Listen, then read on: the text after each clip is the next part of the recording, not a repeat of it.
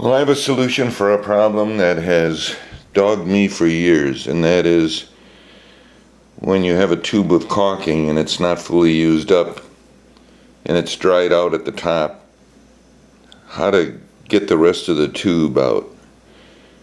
And usually I've used an awl to try to dig out some of the old caulking that is dried up. Usually it's the first couple inches of the tube.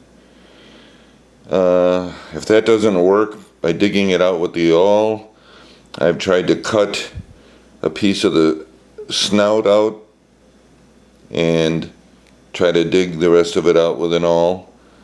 Sometimes that works, sometimes it doesn't, but I found a solution to the problem that will save you some time and some money in going to the store back and forth to replace tubes of caulk that still aren't used up. And that is by getting some flexible tubing. I bought some clear flexible tubing from one of the big box stores. And if you buy some with about a half an inch inside diameter,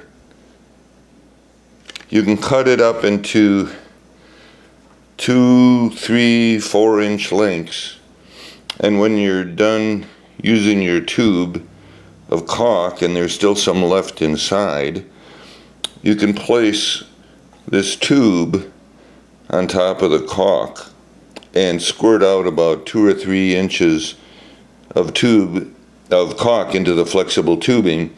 And since the caulk will dry out for the first 2 or 3 inches, this would mean that most of the dried out caulk is in the flexible tubing, and you can just remove it and you'll be able to use the caulk right away.